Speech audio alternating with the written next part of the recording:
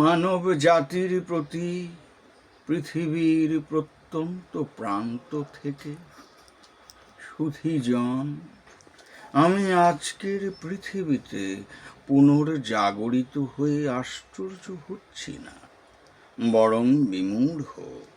যে সভ্যতার স্বপ্ন আমি দেখেছিলাম সে যেন তার নিজের ছায়াকে গ্রাস করেছে। মানুষের চোখে আছে প্রযুক্তির দীপ্তি, কিন্তু অন্তরে নেমে এসেছে ভাবহীনতা। গগনের চেয়ে লম্বা ভবন বানিয়েছে, অথচ হৃদয়ের ভিতরটা ফাঁকা রেখে দিয়েছে। জ্ঞান বেড়েছে, কিন্তু বোধ সংকুচিত। সংযোগ ঘটেছে মুহূর্তে, অথচ একাকিত্ব বেড়েছে বিপুল। তুমি চাঁদে গিয়েছ, অথচ পাশের মানুষটির চোখের জল পড়তে দেখো না।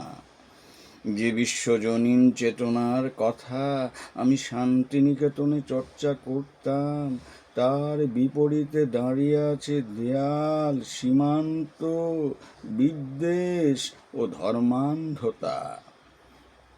মানুষ আজকাল পরিচয় দিয়ে মানুষ চিনে, চেতনা দিয়ে নয়। আমি বলি, তোমরা আবারও কবিতা পড়ো, আবারও গাছের নিচে বসে ভাবো আমি কে। আবারও প্রকৃতির কাছে ক্ষমা চাও। যে শিশুদের হাতে তোমরা অন্ধকার তুলে দিচ্ছ, তাদের চোখে আলো ফিরিয়ে দাও। আমি মানব জাতিকে আবারও স্বপ্ন দেখাতে চাই, একটি পৃথিবী চাই যেখানে জ্ঞান হবে অহংকারহীন, উন্নয়ন হবে করুণা সংজাত, আর ভালোবাসা হবে সর্বোচ্চ প্রযুক্তি। ভালোবাসাই হোক একমাত্র বৈশ্বিক ধর্ম, সৃষ্টি হোক প্রতিবাদের ভাষা, আর কবিতা হোক একমাত্র বিনাশী দলিল। এই বিশ্ব বাস্তবতায় দাঁড়িয়ে আমার কথা একটাই, মানুষ হও, শুধু মানুষ। না বাঙালি, না আমেরিকান, না ইসরায়েলি, না ফিলিস্তিনি।